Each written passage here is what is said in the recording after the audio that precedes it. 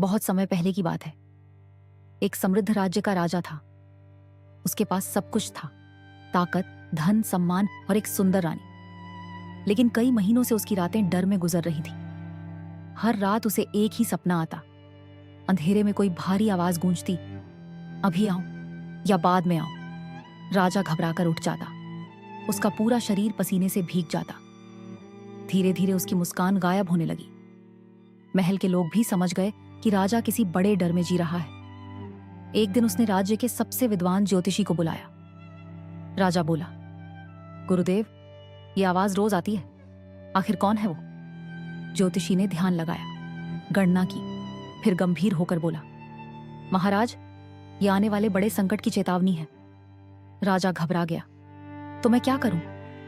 ज्योतिषी ने उसकी आंखों में देखते हुए कहा, जब अगली बार वो आवाज आए तो कह देना, अभी आ जाओ। उस रात राजा डरा हुआ था। आधी रात हुई, फिर वही आवाज गूंजी, अभी आऊं या बाद में आऊं? राजा ने कांपती आवाज में कहा, अगर आना ही है तो अभी आ जाओ। और उसी पल महल की खिड़कियां तेज हवा से कांप उठी। अगली सुबह पड़ोसी राज्य ने अचानक हमला कर दिया। चारों तरफ आग, चीखें और तलवारों की आवाजें गूंजने लगी।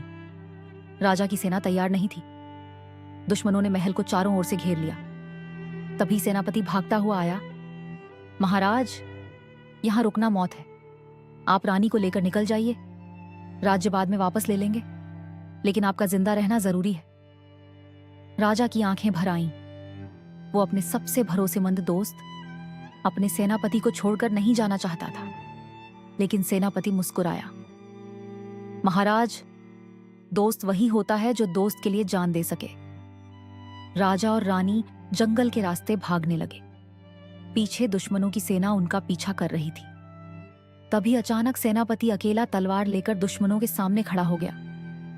वो शेर की तरह लड़ा। हर वार में वफादारी थी, हर चोट में अपने राजा के लिए प्रेम। लेकिन अकेला आदमी कब तक लड़ता? आखिरकार दुश्मनों ने उसे पकड़ लिया। उधर जंगल में भागते समय राजा और रानी भी बिछड़ गए। राजा ने बहुत खोजा, बहुत पुकारा, लेकिन रानी कहीं नहीं मिली। उस रात एक पेड़ के नीचे बैठा राजा पहली बार टूट गया। जिस राजा के एक इशारे पर हजारों सैनिक जान देने को तैयार रहते थे, आज वही राजा अकेला था। उसने आसमान की तरफ देखकर रोते हुए कहा, गुरुदेव, आपने गलत कहा था, सब खत्म हो गया। उस रात राजा भूखा ही सो गया। दिन बीतते गए। भटकते भटकते वो एक छोटे से गांव पहुंचा। गांव वालों ने उसे पहचान नहीं पाया, लेकिन उसके घावों पर मरहम लगाया, उसे खाना दिया, सहारा दिया। धीरे धीरे राजा फिर मजबूत होने लगा। फिर एक दिन उस गांव पर डाकुओं ने हमला कर दिया।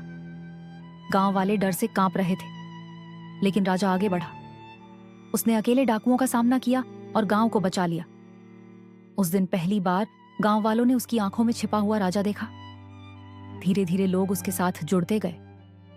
कुछ पुराने सैनिक मिले, कुछ बहादुर गांव वाले, यहां तक कि जिन डाकुओं को उसकी सच्चाई देखकर उसके साथी बन गए। लेकिन राजा के दिल में एक दर्द अब भी जिंदा था। काश रानी जिंदा होती। तभी एक बूढ़ा गांव वाला बोला, महाराज, मैंने आपकी रानी को देखा है, वो जिंदा है।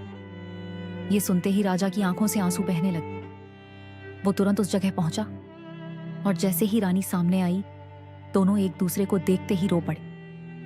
ना कोई शब्द, ना कोई राजसी घमंड, बस बिछड़ने का दर्द और मिलने की खुशी। अब राजा पहले वाला राजा नहीं रहा था। अब वो दर्द में तपकर मजबूत बना था। उसने अपनी नई सेना तैयार की और फिर अपने राज्य को वापस पाने निकल पड़ा। भयंकर युद्ध हुआ। इस बार राजा अकेला नहीं था। उसके साथ वो लोग थे जिन्होंने उसका दर्द देखा था। आखिरकार राजा ने दुश्मन राजा को युद्ध में मार गिराया और जब उसने जेल के दरवाजे खोले, वहां उसका सेनापति जंजीरों में कैद था। सेनापति ने जैसे ही राजा को देखा, उसकी आंखों से आंसू बह निकले। राजा दौड़कर उसे गले लगा लिया। दोनों दोस्तों की आंखों में आंसू थे, लेकिन इस बार ये आंसू हार के नहीं, वापसी के। तभी पीछे से वही ज्योतिषी आया।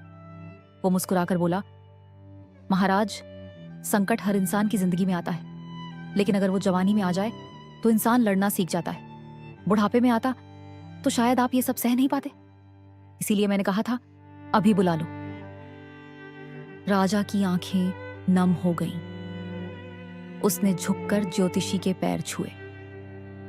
उस रात राजा, रानी, सेनापति और गांव वाले सब एक साथ बैठे और वर्षों बाद पहली बार राजा ने सुकून से खाना